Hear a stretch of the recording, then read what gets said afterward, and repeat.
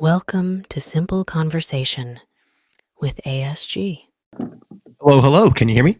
Yep, I can hear you perfectly. How are you? I am doing good. How are you doing? Yep, not too bad, not too bad. Very exhausted, but I'll get there. I'm glad to hear you got the run in. That's on my to-do list later today. I got some PT to do. So. Oh, it's difficult. So I do have now. Do you plan on doing just audio, or do you plan on doing video? How do you want to do this? I'm going to stick to audio. Okay, I think it's just a little easier. No, I love that. I'm going to keep my camera off then, and I will tweet this right now. Yeah, no problem. I'm going to do the same if I can get through my For You page. It's all March Madness at the minute, so. It's been a wild ride. Last night, especially, I've been coaching on the women's side for almost 13 years now, and just the energy around this specific women's Final Four. This could be like a really transcendent moment for the women's side. The men's games have been amazing too. Final Four weekend's going to be just an absolute blast. It's something to look forward to, especially if Caitlin Clark pulls off the whole thing. I don't even want to imagine what could happen to the whole sport. Yeah. It's actually kind of funny. I'm interested to hear a lot of your perspective because, you're from overseas. So, Yeah. So much of the work I do transcends a lot of the level of college athletics that is on, national television, but you are tuning in, during one of the most epic March Madness runs ever. So I think your perspective is really cool as well. Yeah, it's definitely going to be interesting to talk about it. I've never really spoke to someone who's involved in like the college game the way you are, if you know what I mean. Sure. You can ask me anything. I'm pumped. No problem at all. Right. I think we may as well get started. So tell me, who is Jared Zeidman? Jared Zeidman in this current state is a really passionate college basketball coach who got really sick from COVID. And after, a couple different forays into trying to figure out how he could keep his passion about basketball, found a really, really inspiring passion project and is now preparing to share that passion project with the high school and college athletics community. Yeah, I read over the copy of the book you sent me, and whenever I was reading through it, it's so strange reading the kind of involvements in the recruiting process in college now. Whenever I was growing up, all those documentaries were about all the shady side of it and how unprofessional it was, and it's so cool now seeing there's a real format for it now. Yes. And it's funny, like we think about those like Sonny Vaccaro documentaries that you're talking about. There's always going to be that component. And, especially for you being from where you're from, what I'd really want to convey to people is like, there are the Alabamas and the Clemsons of the world, like on a football side. There are the big basketball schools on the men's and women's side. And those actually end up making an incredibly small percentage of the overall recruiting process. So, this process can actually, when executed correctly, can be a very formal, almost kind of looking like a job application sort of thing where you build relationships with people, you find the right people that you trust on both ends. And to your point, there are bad actors on both sides that you have to work to avoid. And using the research that I've been doing, I'm trying to get more focus on the how to best take advantage of every part of this process if you're a high school aged athlete or a family. We obviously will get into the kind of the specifics of the process, but first, the first part I wanted to talk about, which was something that when I was trying to research kind of how to speak about these topics, something that's kind of not really brought to light much is the people that are trying to be recruited to these colleges, these high school athletes. And something I was thinking about that's been playing in my mind is, what's the kind of conversations or the process like with someone who they might be seen as quite a big deal in high school? They're star athlete type thing, and you have to kind of bring them to earth and make them realize that you're not going to go to college and just become the next Michael Jordan. You're going to have to take steps. You may have to come down a level for a year. That is a very, very constant question. And the analogy I'll use is a lot of times it's big fish in a little pond.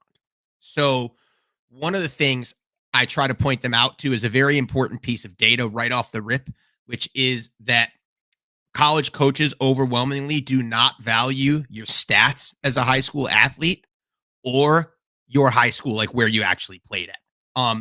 And what I try to explain to people is that they're actually trying to kind of fill out a quadrant of very specific skills that college coaches are looking for. So obviously, talent and size is part of that quadrant.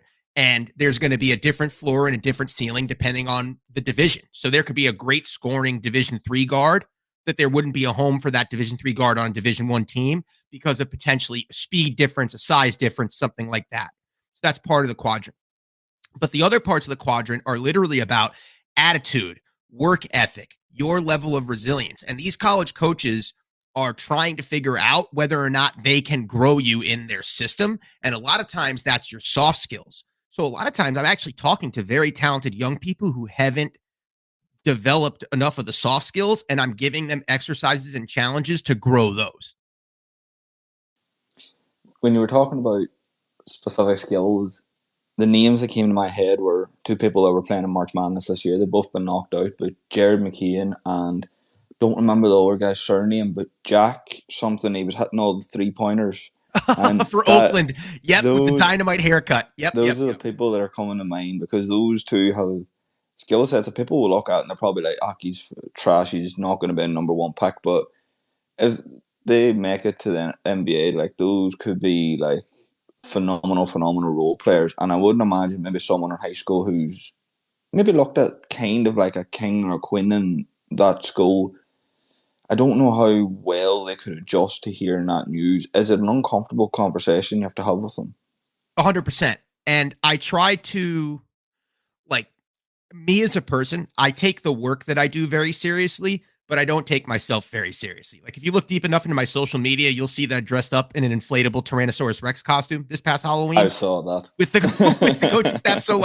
So I think that helps with my approach, but I try to really oversimplify it. So to your specific question, when I go to camps, when I speak at a camp or when I've run a camp, you know, the people we draw are all some of the most talented people on their high school teams. So I always ask, just by a show of hands, raise your hand if you think you're one of the top 3 people on your high school team. And everyone in the room raises their hands. And I say, okay, now look around. We've just identified what the biggest problem is at the next level. You were all good. So now we're going to start over. And it's going to take incredible attention to detail, patience and perseverance, and an ability to really be confident in a process where you're going to have good days and bad days, but you're going to have to be able to persevere through them. So I think, honestly, by having that conversation at the foundational level and keeping it very simple, like, I'm not the obstacle, I'm going to show you the obstacle. And the obstacle is that there is a huge reset. When you go from high school to college, that's a big reset. When you go from college to pro, that is a gigantic reset. And we've seen tons of illustrious scorers at the collegiate level not succeed at the professional level because they're looking for different things. So I think it does come down to your ability as a coach, your ability to have a conversation and meet a young person where they are. And I think that happens to just be a strength of mine. I'm very. Follow your new favorite podcast host with a link in the description. Finally. I could not tell you in a million years what happened. I'm going to retweet this new link and we'll give it a whirl. I swear to God, Elon has it out for me. It happened last week whenever I was talking to Nathan, and the two of us were just so stumped. It just kept disconnecting, reconnecting. So, gonna pray this is it.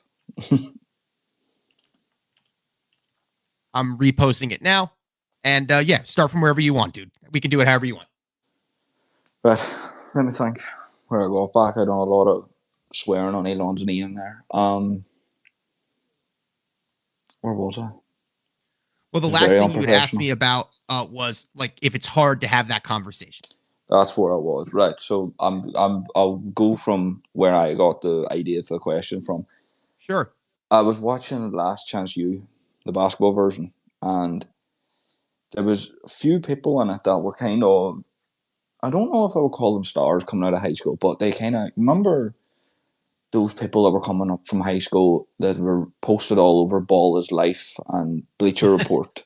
They were Right. those type of people, and they were coming to play community college, and they maybe weren't doing what they thought. Maybe they thought they were going to go out and score 50 every night, or they thought that they were just going to completely dominate. And people, like the referees, are calling bad fouls. People were very really, really close to the court, saying things to them, and there were so many of them were like, "I'm where I come from.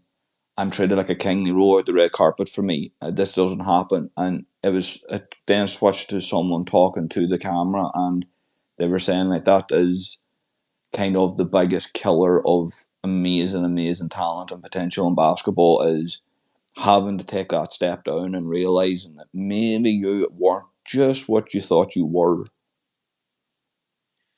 Oh, so well said. And think about the society we live in right now. You know, I had a tweet that went, semi-viral yesterday. And as an adult, as a 37-year-old, it's hard not to just get excited by the comments and the retweets and then get angry with the 2 or 3 people who are hiding behind burners, like, and saying hateful things. So, like, there's an ego component to this. And what I think is really hard, particularly for a teenager, is it's hard to not believe your own hype. Like, by the time you're in your late 30s, you understand life enough to know that, like, the process of getting better takes a lot of work and sort of muting outside noise. When you're 17, and especially if you're growing up in the smartphone generation, outside noise is all you know. It's your entire upbringing. So I think it goes back to having honest conversations with high school students and just kind of making them aware of what is going to be a great reset. Whether you go Division 3, Division 2, JUCO, NAIA, or Division 1, the highest level, there's a great reset. And it doesn't matter that you were one of the top 2 or 3 players on your high school team. Everyone was one of the top 2 or 3 players on their high school team. Now it's going to take more. And I think we have to do a better job as coaches, frankly, preparing people for that reset so that they don't fall so hard, to your point. Have you ever saw that meme from, it goes around the college football space quite a lot, but it goes around every year, and every time I see it, I have to repost it. I love watching the early stages of college sports, because it's someone who is the next LeBron in his hometown going up against a future lawyer, and the lawyer purely wants to get his stress out for the enormous week he's just had at college, and it's incredible to see them go back and forth with each other. That is one of the incredible components about college. It's a multifaceted, multi-space thing. But I also think that that's a huge part of identity, isn't it? Like, some of the kids that fall even harder are the kids that they have built such a huge identity around being a high school star that when they hit adversity in college, they don't even know what they do with themselves. They get so taken aback by the fact it's like this thing, this amorphous thing. My identity as a basketball player, my identity as a football player is all I've known. And now I'm not the best at it. What do I do? And to that point, my strategy is to try to get people to embrace a little bit more of the process of, this is what it's going to take to succeed at the college level.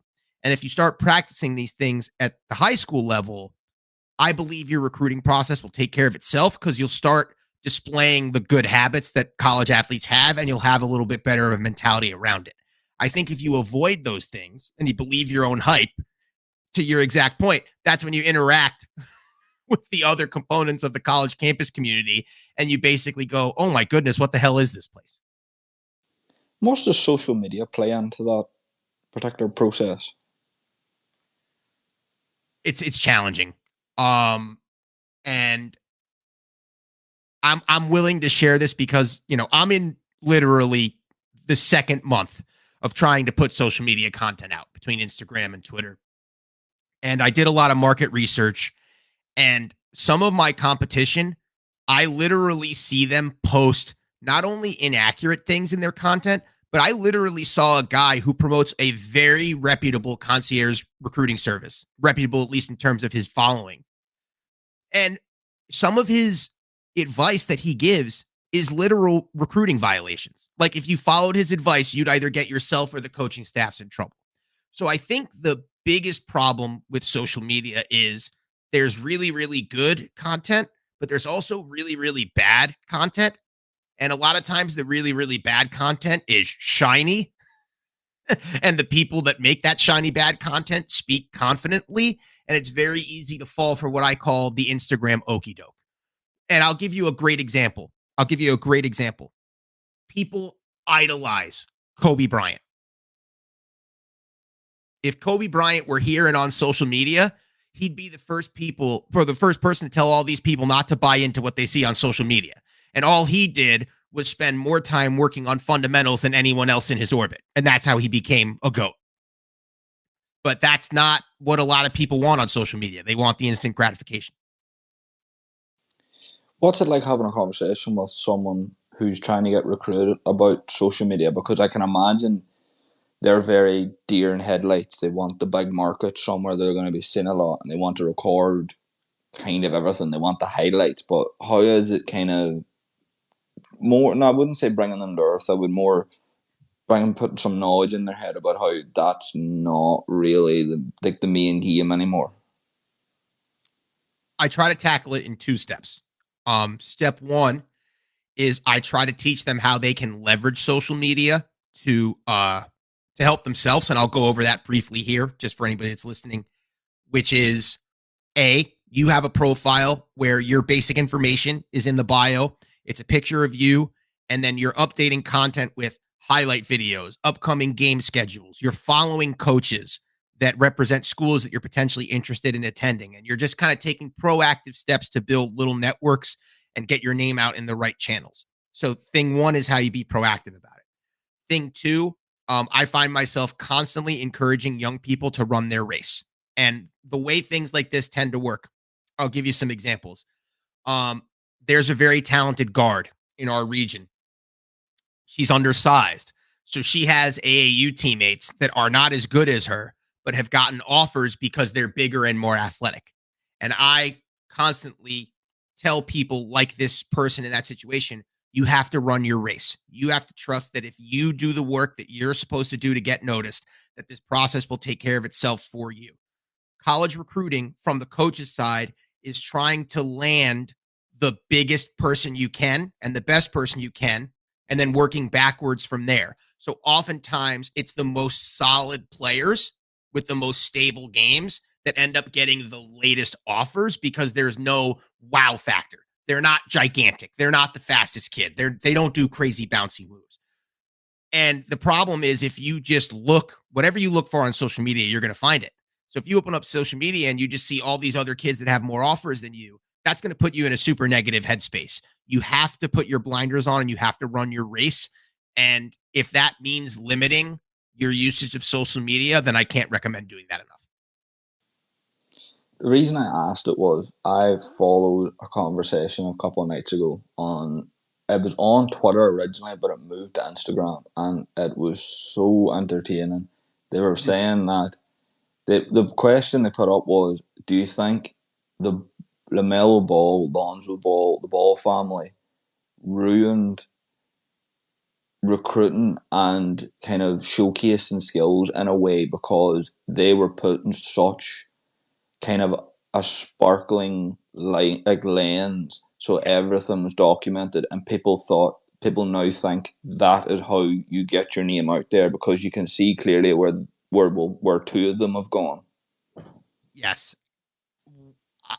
I would basically try to convince people, if they were willing to listen to me, that those types of examples and the 24/7 reality show coverage exist in their own orbit. Because what I can also tell you is that family had a lot of trouble when they got to the NBA because those organizations were like, we're professional organizations, get your parents out of here. So there's always a limit to when behavior like that sort of gets capped.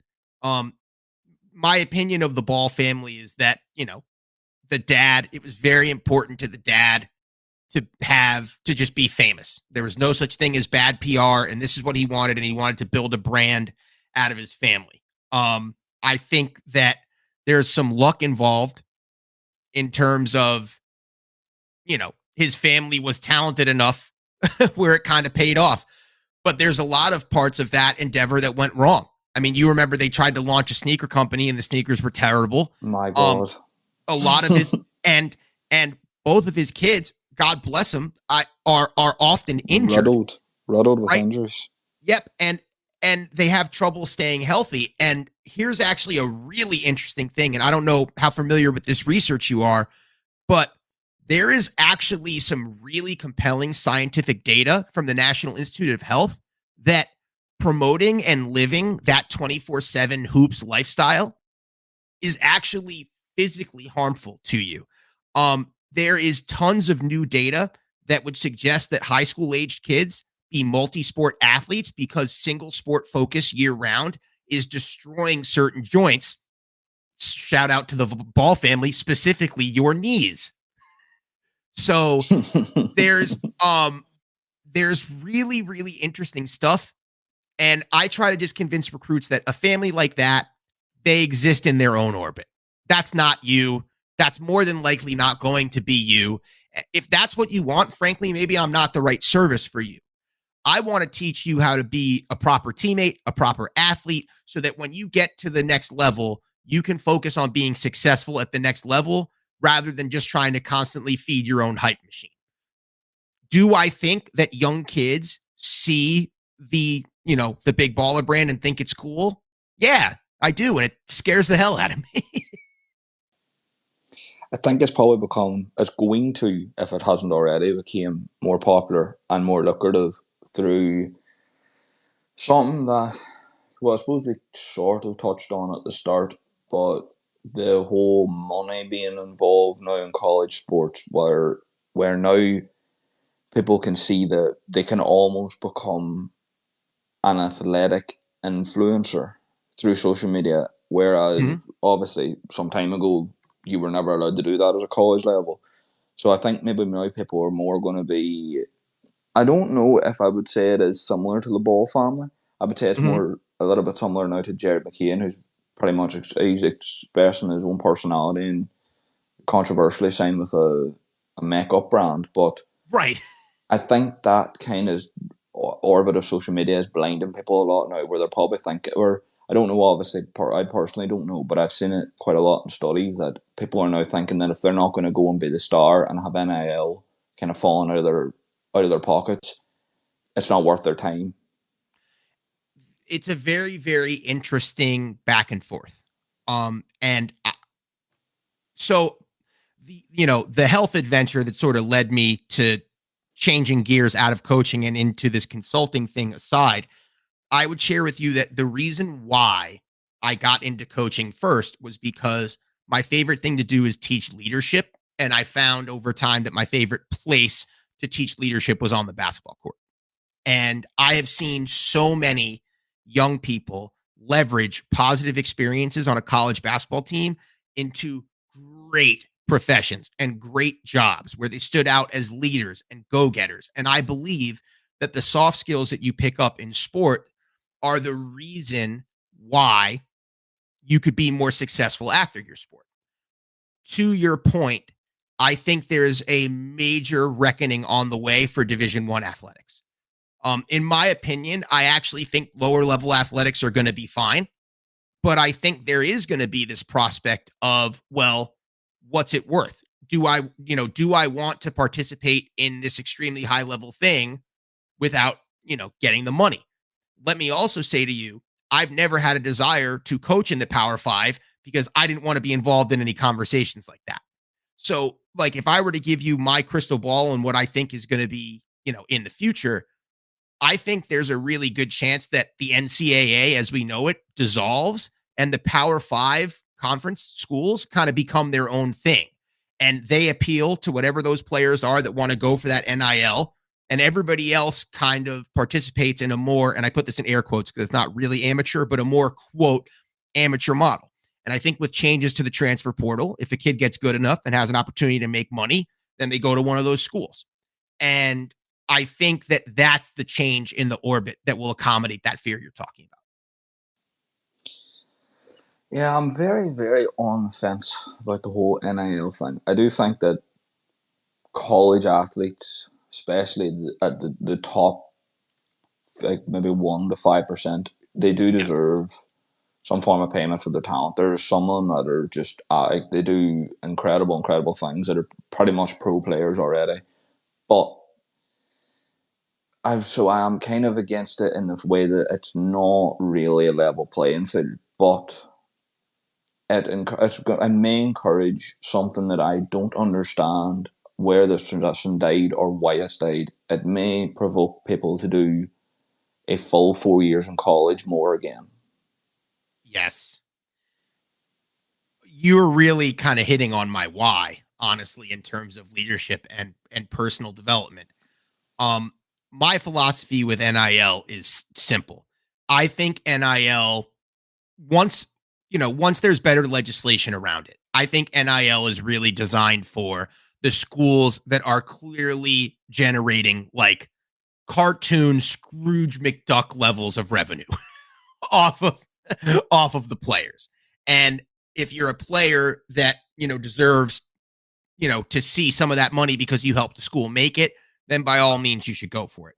But the picture I'll paint, especially for you, as someone who's very invested in sport, but an international audience, I would say about 80% of colleges operate their athletic departments on shoestring budgets, where any revenue that they do make keeps their department alive.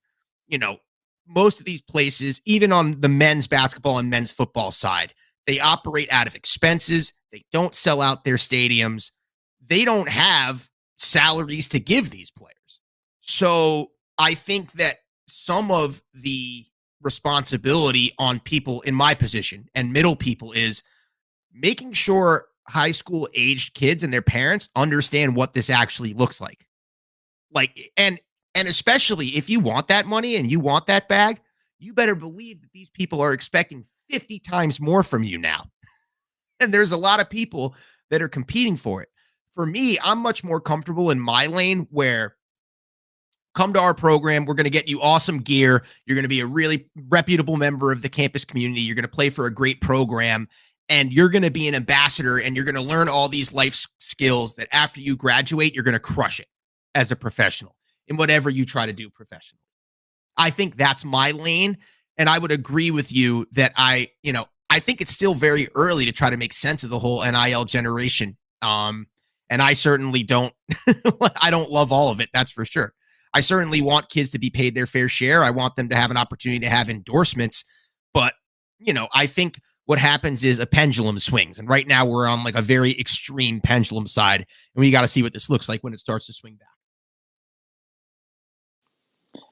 As you're in kind of a consultant role of college recruitment now, are you facing any kind of difficulties with, we've obviously mentioned the rise of social media being a part of it, but are you facing difficulties in persuading people to go the traditional college route where they may have to go a level down, or it may not be the situation they expect, as opposed to the more glamorized route now of the Thompson twins or the Scoot Henderson of going to overtime, or the G League Ignite, or like LaMelo Ball done and went pro for overseas first? Yeah. I will say that I find those cases to be more the exception and not the rule. I would say the harder conversations that I have is about a shifting landscape in recruiting in general, which is the transfer portal. So let me give you an example.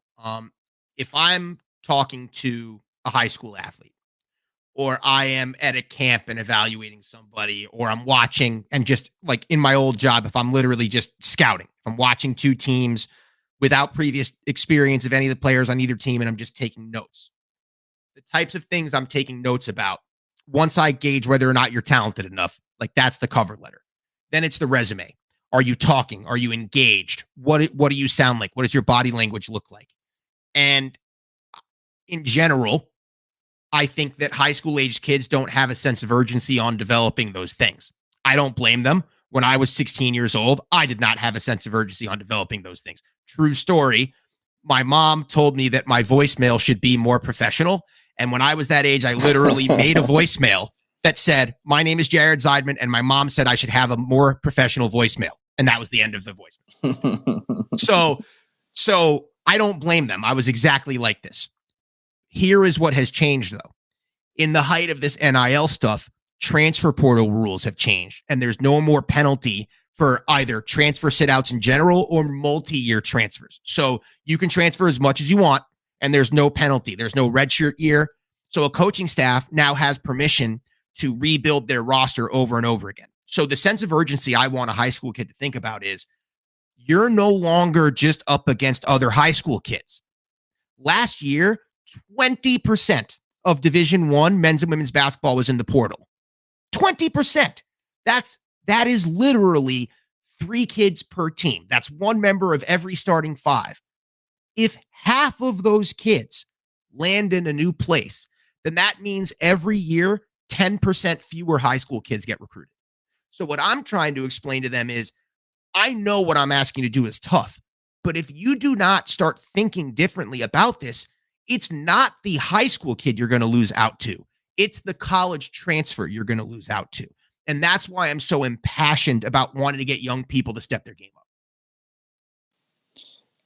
Transfer portal was on my list to talk about because I think it was last year maybe, but there was a kid who went through the transfer portal in football, and he started very low level, but he's gradually pulled himself up to, I think he ended up on a Division I roster through just going through the transfer portal. And people were saying that he's took a spot away from someone who's so much potential, someone who's in high school playing really well. And the guy's teammate responded saying, "You don't realize he was this bright-eyed high school person you're talking about who was comfortable enough in his own ability to take the ego drop to go lower and has ended up exactly where he expected to be anyway, purely because he wanted to play the long game instead of having it now." He bet on himself. And just so you're aware, even in my region, there are multiple young women who transferred up and made incredible impacts on the Division I level after not previously playing Division I at the collegiate level before. And if you want to bet on yourself and go for that, then go for that. And that is what this era has allowed athletes to do. And frankly, that's the part of the process that I'm a bit more comfortable with. The reality is that non-athletes have permission to transfer from school to school as much as they want. So athletes should have the ability to do the same thing. My sister was a musical theater college student, and she was able to have an agent that represented her. Athletes would get kicked out of school for that. So at least the transferring thing allows them to level the playing field a little bit. And if you want to go on that journey, and what satisfies you as an athlete is knowing that you will get to the highest level possible for you, then go for it. And I think that that's where you have to meet individuals where they are. I have met and recruited young people who had the talent to be scholarship level athletes, but wanted a more balanced experience and went D3 so that they could have a more typical student college experience where they were involved in other organizations besides just their sport. Power to you if that's what you want to do. I think the adults in the room need to do a better job of meeting people where they are. And I'm really happy to hear that story about that kid that kind of set the record straight, because that's exactly how it is. Something that probably gets overlooked in college recruitment because it's pretty boring. How much does a kid's commitment in actual school and his grades factor into the recruitment possibilities? I'm so happy you asked this. There is a direct relationship between what a school is willing to sort of let you get away with and the resources that school has.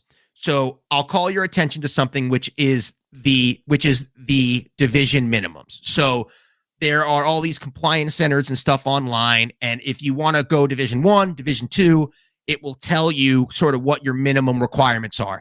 This is minimum GPA, core classes. It used to include standardized test scores. Post-COVID, they've removed that requirement. And I love that because I hate standardized testing. So I'm a huge fan of that change. But what people don't understand is if you're a student and your goal is to just clear the minimum, maybe, just maybe, that also reflects on your mentality as an athlete. And it's very, very hard to find people who are cool with just skating by on one part of their lives, but not cool with just skating by on other part of their lives. So I have met and interviewed tons of coaches who basically view looking at a transcript as an indicator of not whether or not you qualify, but whether or not you can actually balance being a college student and a college athlete at the same time. And I want anyone that will listen to this in the future to understand that a college coach is going to be combing through your transcript, not just to see if you qualify, but to kind of forecast whether or not they think you can make it at that level. And that's not even talking about the lower levels, Division III or NAIA, where the rules for admission is you have to get into the school. There isn't a NCAA or league-wide minimum. If that school doesn't think you're going to be successful there, then you don't get in. And I worked at a place, like, it was hilarious coaching at the D3 level. And you'd have these handlers and these AAU coaches and some parents that were less informed that are like, well, her grades aren't good enough, but of course you can get her in. I work at a selective academic institution, and I would look back at them and be like, what are you talking about? Like, I can't get them in. So it really serves your benefit to hit the books with as much discipline and perseverance as you can as a high school student, because you don't realize it, but if your grades aren't good, you're crossing off more opportunities than you think.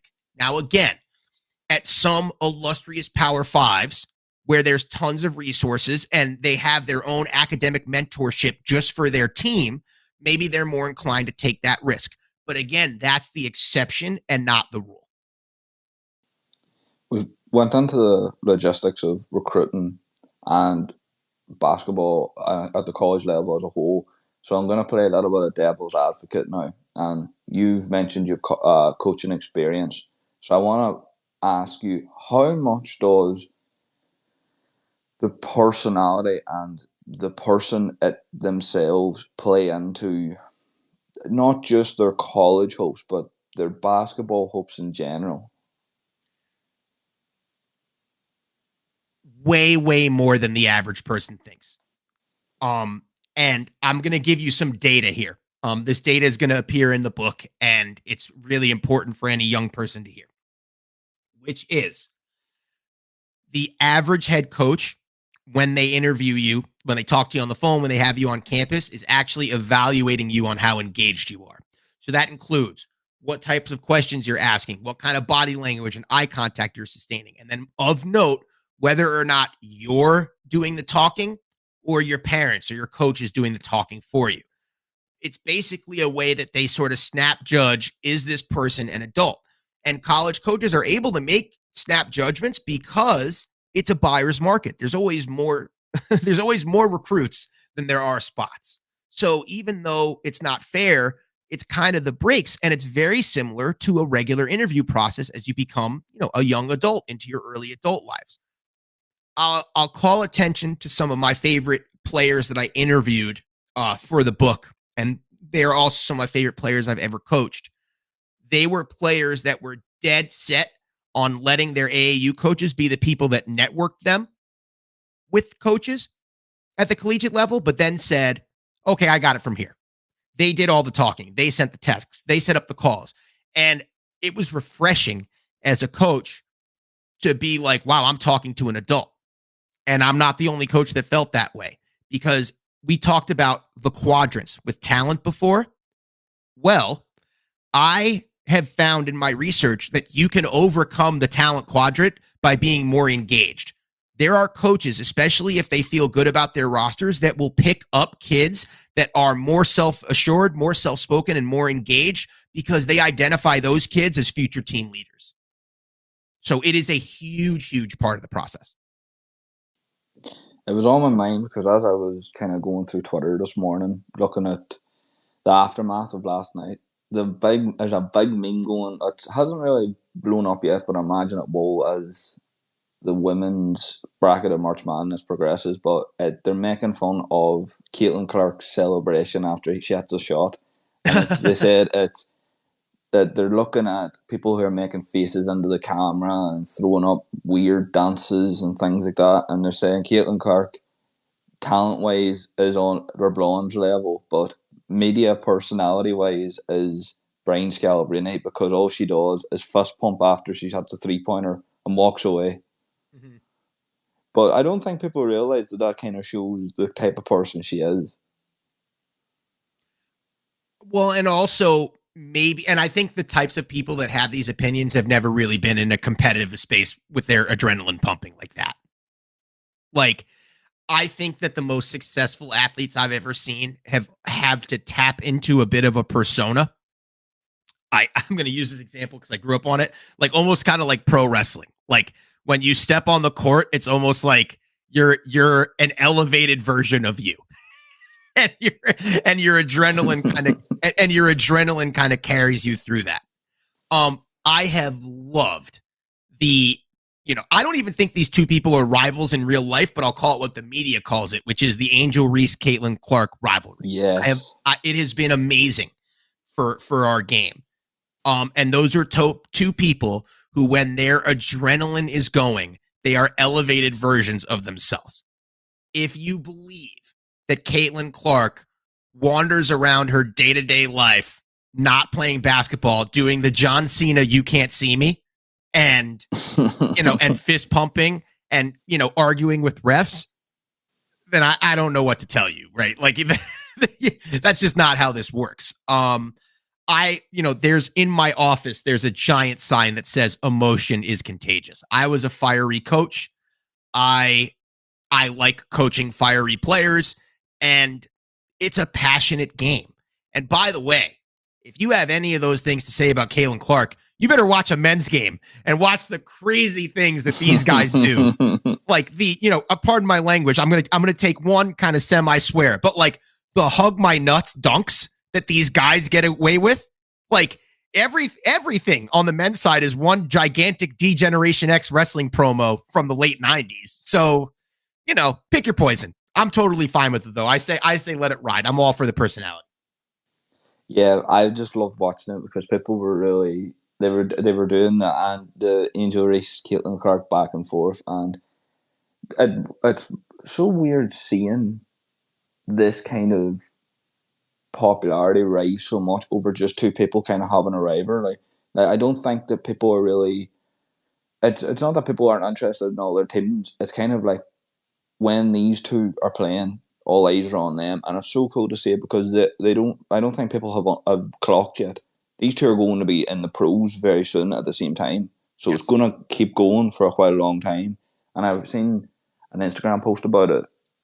Someone put it up, someone in the NBA, saying that that whenever they see where these two get drafted, they're going to be buying season tickets because they have to be there to watch them play.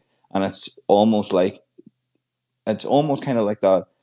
This is quite the comparison, but it's almost like that Magic Johnson, Larry Bird effect, where whenever they came out of college, it was like, right, we forget every other sport. I need to watch this NBA thing. I am all in on that comparison with you, and I'll actually point to an awesome interview that came out last year. Kathy Engelbert, the commissioner of the WNBA, did a long form podcast interview with a journalist from the New York Times. And she got asked a really interesting question, which was, your league is sort of in a holding pattern right now. Like, people want to see you have more teams. They want to see you tap into new markets. How do you feel about the growth of your league? It's been, almost 30 years now. And she said, 30 years seems like a long time until you think about where the NBA was at the 30-year mark. And one of the things she actually said, and she's right, is that the NBA was kind of like a fledgling thing until the late 70s when Larry Bird and Magic Johnson got there. And this was after they had multiple knockdown, drag-out battles at the collegiate level. And if you believe that it really does take that much time for a professional league to establish itself. By the way, we're seeing that. Like, Major League Soccer is finally a huge thing in America at the 30-year mark. The WNBA is about to get the biggest influx of talent it has ever had. There are so many incredible college players right now, and I truly believe that women's basketball is hitting that Bird Magic era. I agree. I think it's going to be really, really interesting to see.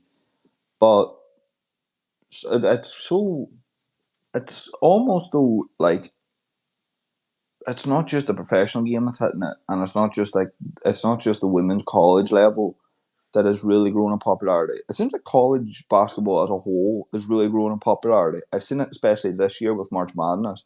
It's almost like it's really, really boomed because, there's a lot of players from NC State and Purdue in the men's bracket they've completely skyrocketed their stock purely because they're on the TV and people are seeing them and they're seeing their personality, the way they play, and they're watching it with more of a magnifying glass. And I think that's probably what's happening in the women's game too. I see a lot on Twitter today, a lot of people talking about other players in the LSU team that maybe don't get much of a shine, and they were saying that they're excited to see them come back next year.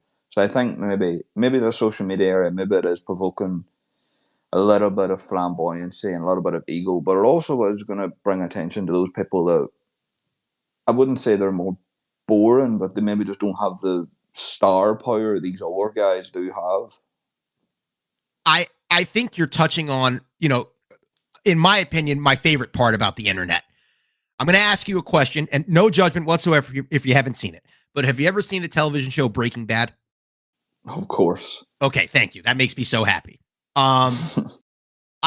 This is an anecdote that is real that I actually think applies to what we're talking about.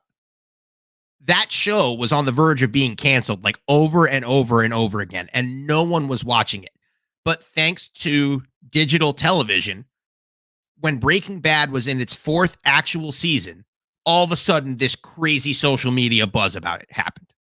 And people tune in, and all of a sudden everyone is binge watching Breaking Bad, and everyone's caught up and they're watching the final season live. And now everyone just agrees that it's like a Mount Rushmore television show.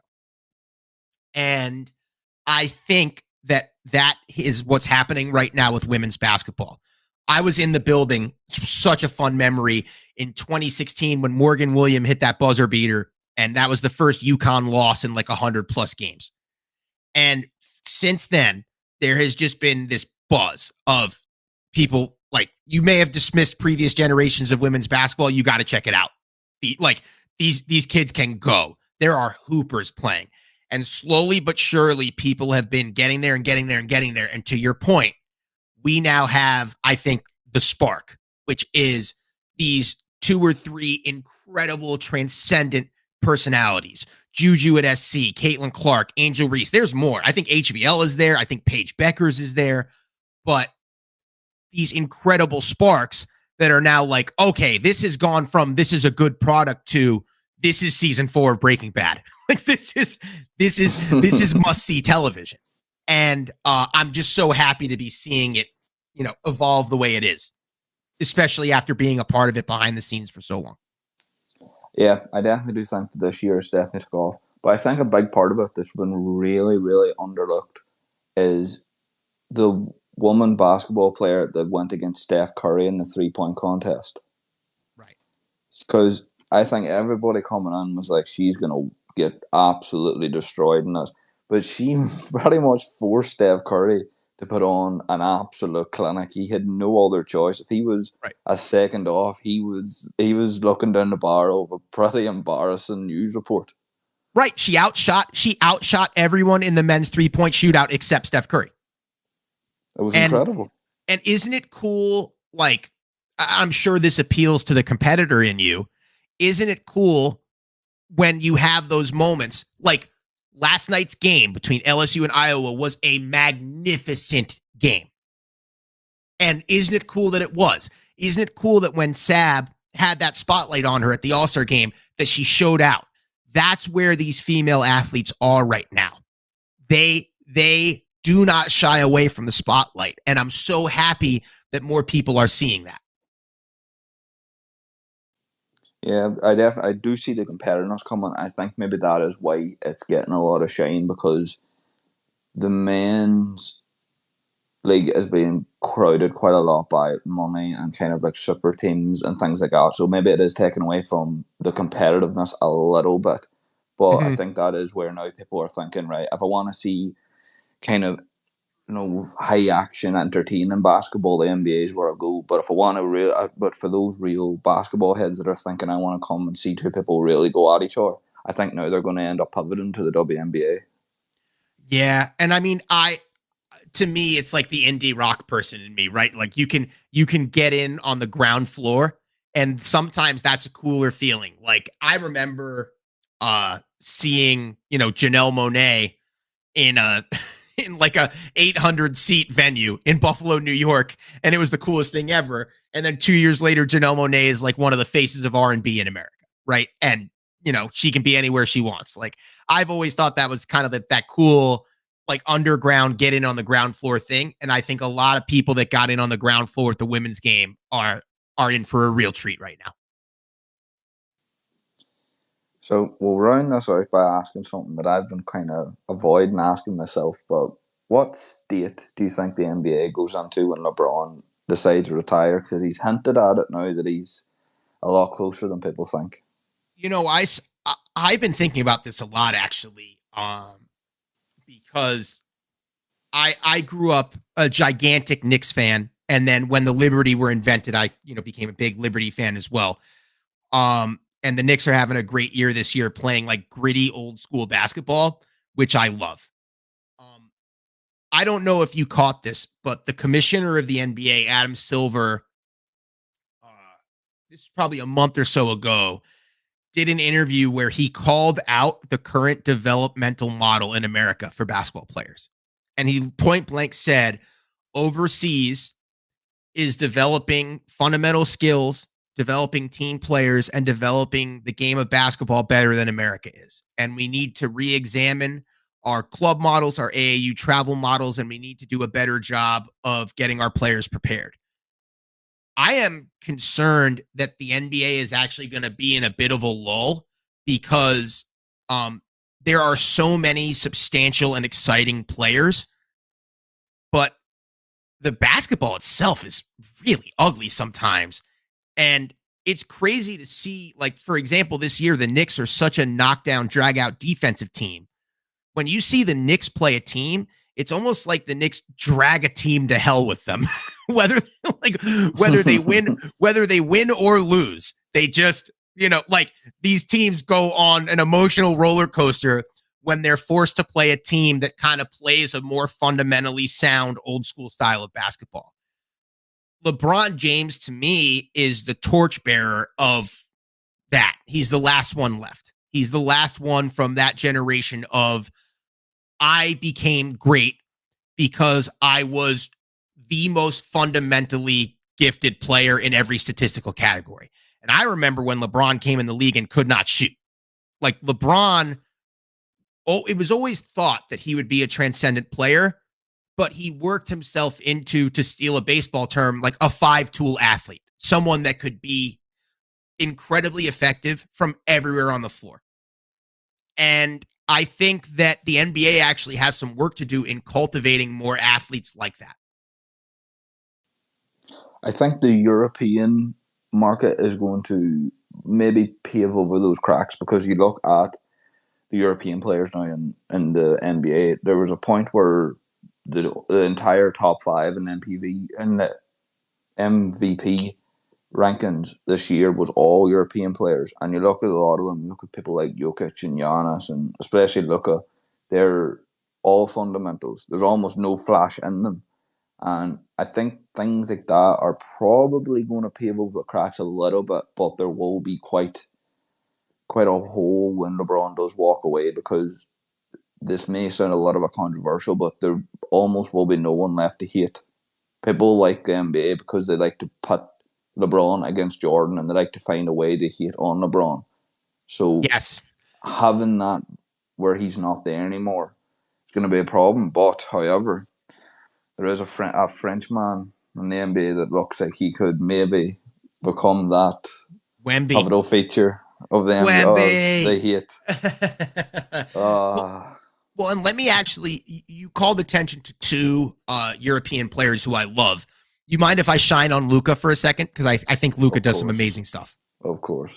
And I've actually used some Luka film to show my players. And what I think that young people don't understand, specifically from the European side, Luka Doncic, in my opinion, is the best guard coming off of ball screens in the NBA, which, since basketball offenses are mostly ball screens, makes him the best guard in the NBA, in my opinion. And he does 4 or 5 very specific things, and he does each of those things specifically depending on what defenses are doing to cover him. And what young people see is how good he is at doing those things. What they don't really acknowledge is that he did thousands and thousands of reps in practice with a very demanding European coach in order to get all of those things down efficiently. And until you do that work with that meticulous level of supervision, you're not going to be Luka. That just is what it is. Yeah, I agree. There was such a funny stat I saw maybe about a year ago. Luka has the oldest fan base, and nobody could understand why. And someone put underneath the original post that I want you to watch him and remember all those old school coaches that used to scream at you, play at your own pace. Mm-hmm. It's so funny to watch it whenever you hear that in your head. He moves so slow on offense, and he gets exactly what he wants. It's really incredible. It's really impressive. But again, it's the little things. Like, this will be the dorkiest, most inside basketball thing I say, but like the immediate thing I noticed about him is how good he is at mushing, which is you come off a screen, the guard chases the guard that's defending you chases over the screen, so you can't shoot it immediately. And Luka, what he does is he takes one step around the screen and he immediately crosses back over, so that defender that went over him is now trapped on his back. He mushes them. So that defender is now completely out of the play unless they foul him. And he's exceptional at drawing that foul. So now it's him one-on-one with the screener's defender. If that screener's defender commits to him, he dumps to the screener every time. If that screener's defender stays back, he shoots. And the speed and precision and consistency with which he does that puts him in what I can only describe to you as a flow state. He traps the person behind him. He sees one defender. He does the correct thing every time. Even if the ball doesn't go in, the correct decision is made every time. To play with that level of efficiency, I know they call soccer the beautiful game, but like that's how I feel about basketball. Like, to see someone play that gracefully is beautiful to me. I think there's only one way that I can round this out, and I've been commenting under basketball fans' posts all week in anticipation just to really see the reactions, and I've got some incredible DMs about it. But when LeBron walks away, we're going to need someone new to hate and someone new to put against the greatest players before the NBA just becomes a per standard of greatness, I'll say. Mm-hmm. Who is it going to be? Is it going to be Luka, Wemby, or is it going to be someone else? I think we're in a 3-horse race. I think Luka and Wemby are 2 of them. I think the third is Giannis. And I love Giannis, but the Greek Freak is starting to build a little bit of a resume that is matching LeBron's in terms of coaching turnover, dissatisfaction, competitive drive, all those things that kind of make you like a genius at what you do. Giannis has. I think the difference between him and LeBron is he has only played for the Milwaukee Bucks. So I think a big variable that we're going to learn is, did the Bucks do too much? Is there not enough basketball for him and Dame? Now they're starting to really pick it up and play well right now. But I think that's your case for, like, if you believe in like that long form James Bond villain who was like a hero and then became the bad guy, kind of like LeBron, I would make a case for Giannis. But Wemby's skill set combined with his physical gifts make him a candidate. Luka's excellence in every component of his game offensively makes him a candidate. And of note, none of those three people are American, which speaks to the continued evolution of the pro game and the stuff we've been talking about the whole time. Yeah, that is where I was going with it. But this has been incredible, to be honest. I have no more questions. I see that our listeners have veered off, so we don't think we're going to get any more questions from them. But thoroughly enjoyed it. I've came away with a lot of knowledge, and I've wrote just about all over my notebook now, so I've plenty of research to do for the next person I get on. So this has been amazing, Jared. Thank you very much for taking the time out of your day to do this, and I've no doubt I'll get you on again at some point whenever we do see that transcendent that we're talking about of the WNBA and the women's game as a whole.